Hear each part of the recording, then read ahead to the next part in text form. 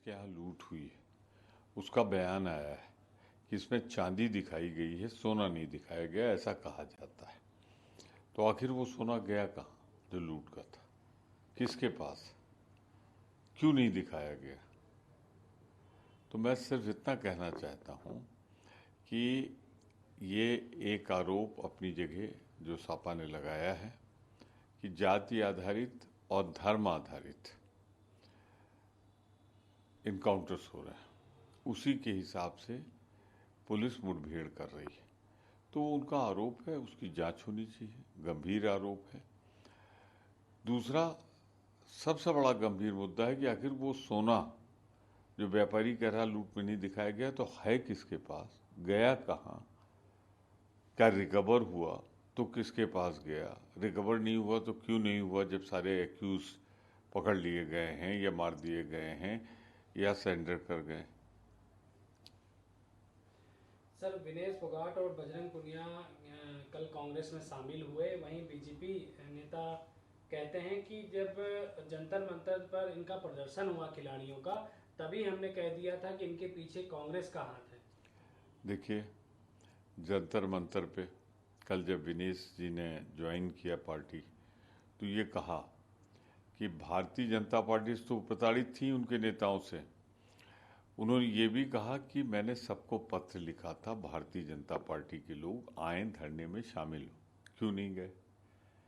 इसके मतलब भारतीय जनता पार्टी के लोग दुख और मुसीबत की घड़ी में जब वो सड़कों पे घसीटी जा रही थी, उसके साथ दुर्व्यवहार हो रहा था, उसे हर तरह तोड़ने की कोशिश हो रही थी, तब तो भाजपा उसके साथ खड़ी नहीं हुई। उसने तो बुलाया था, साफ साफ कहा है कि मैंने तो पत्र लिख के बुलाया था सांसदों, तब वहाँ गए नहीं। उन्होंने कहा भाजपा को छोड़ के, विनीता फोगाट का साफ साफ है, सिर्फ भाजपा को छोड़ के सभी दल सामने आए।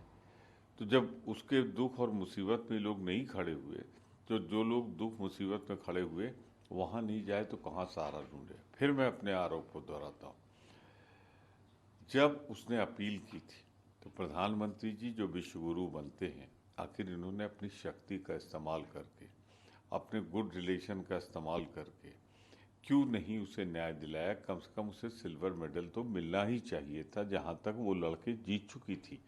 तो कहीं न कहीं भारतवर्ष की तरफ पैरवी में कमी रही। सर, हरियाणा तैयारियां, कितने सीटों पे कांग्रेस वहाँ पे चुनाव लड़ेगी? कांग्रेस के गठबंधन की बात चल रही है, अभी वार्ता का स्टेज पे है। हम सारी सीटों की तैयारी करके बैठे हुए हैं। हमने 23 उम्मीदवारों की पहली सूची जारी भी कर दी है और हमारे बहुत सी सीटें लगभग तय हैं। तो हम पूरी तरह तैयार हैं। इस चुनाव में भारतीय जनता पार्टी दहाई का आंकड़ा नहीं छू पाएगी।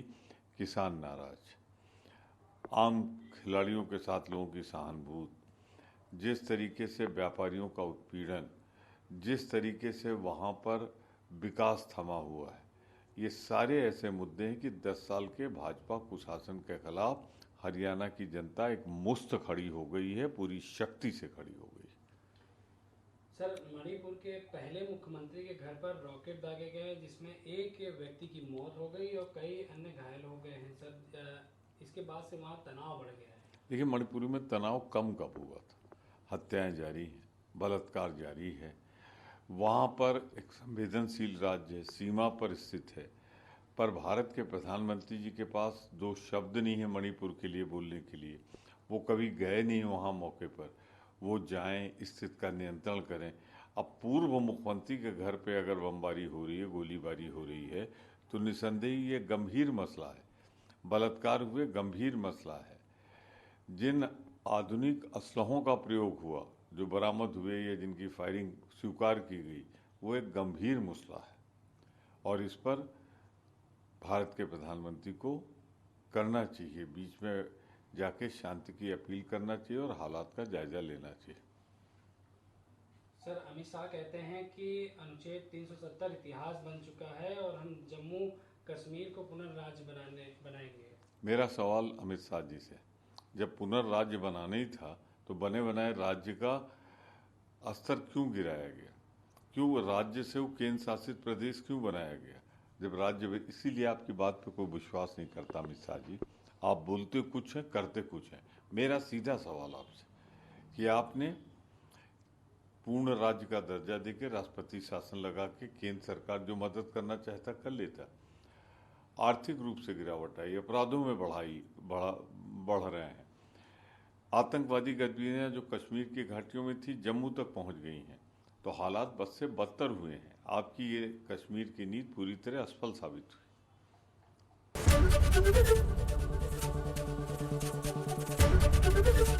एबीपी गंगा, खबर आपकी, जुबान आपकी।